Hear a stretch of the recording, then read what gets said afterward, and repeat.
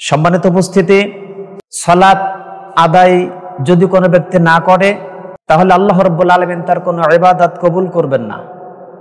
উক্ত বিষয়ে আল্লাহ রাসূল সাল্লাল্লাহু আলাইহি ওয়াসাল্লাম তিনি বলেন, নাসিরউদ্দিন আলবানী সিলসিলা সহিহ হাদিস নাম্বার 643, আল্লাহ রাসূল সাল্লাল্লাহু আলাইহি ওয়াসাল্লাম তিনি বলছেন, আস-সালাতু সালাসাতু আসলাসিন, সালাতের সওয়াব মূলত 3 ভাগে বিভক্ত।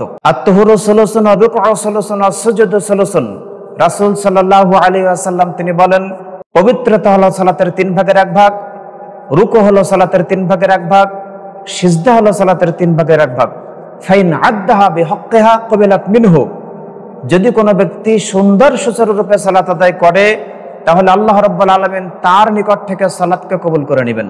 ওয়া কুবিলা সাইরু আমালিহি, অন্যান্য সমস্ত ইবাদতগুলো আল্লাহ কবুল করে নেবেন। ওয়া ইন রাদ্দাত আলাইহি সালাতুহু, আল্লাহ রাসূল সাল্লাল্লাহু আলাইহি ওয়াসাল্লাম তিনি বলেন, যদি তার সালাতকে কবুল না করা হয়, সালাতকে যদি প্রত্যাখ্যান করে দেওয়া হয়, রদ্দা সাইরু আমালিহি, তাহলে তার সমস্ত আমলগুলো আল্লাহ প্রত্যাখ্যান করে দিবেন। ওই জন্য আমাদের সকলকে সালাত আদায় করার ক্ষেত্রে আমাদের সকলকে সচেষ্ট হতে হবে। যদি আমরা অনেকেই বলে থাকি সালাত আদায় না করে, অনেকেই বলি যে আমার ঈমান ঠিক আছে, জি না, আপনার ঈমান ঠিক নাই। কারণ সালাত হলো সমস্ত ইবাদতের মাথা, সমস্ত ইবাদতের মগজ। অতএব আমাদেরকে সালাত আদায় করার ক্ষেত্রে আমাদেরকে সদা সর্বদা সচেষ্ট হতে হবে। যদি সালাত আদায় না করে আমরা অন্যান্য ইবাদতগুলো করি তাহলে সেটা কবুল করবেন না।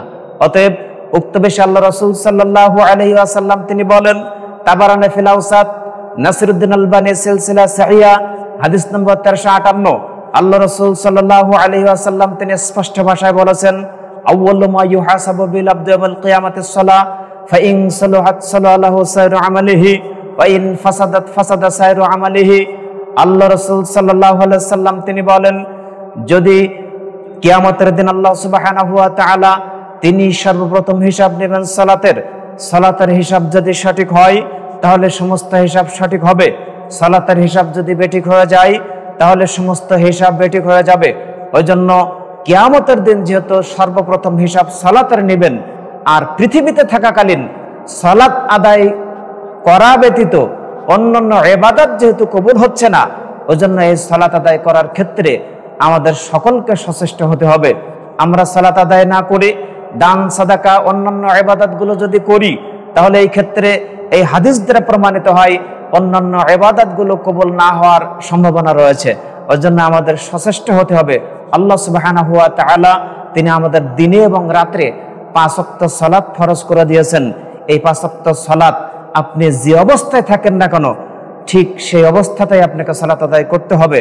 যতক্ষণ পর্যন্ত না আপনার সেন্সলেস হচ্ছে, যতক্ষণ পর্যন্ত না আপনি ঘুমিয়ে যাচ্ছেন, ততক্ষণ পর্যন্ত আপনাকে সালাত আদায় করতে হবে। আপনি দাঁড়িয়ে সালাত আদায় করতে পারছেন না, বসে সালাত আদায় করতে হবে। বসে পারছেন না, শুয়ে সালাত আদায় করতে হবে। শুয়ে ইশারায় সালাত আদায় করতে হবে। সালাত আপনার জন্য আল্লাহ রাব্বুল আলামিন তিনি বিকল্প কোনো রাস্তার কোনো ব্যবস্থা তিনি করেন নাই।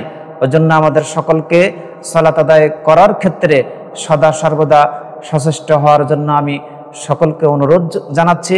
আল্লাহ সুবহানাহু ওয়া তাআলা বিশেষ করে আমরা এই সালাত আদায় করার ক্ষেত্রে অনেকেই অমনোযোগী, উদাসীন বা সালাত পরিত্যাগ করি। ওই জন্য আল্লাহ রাব্বুল আলামিন তিনি কিয়ামতের দিন আমাদের সর্বপ্রথম যে হিসাব সালাতের নেবেন, সেই হিসাবটা যেন আমরা সঠিকভাবে দিতে পারি। আল্লাহ রাব্বুল আলামিন তিনি আমাদের সকলকে সেই তৌফিক দান করুক। আল্লাহুম্মা আমিন।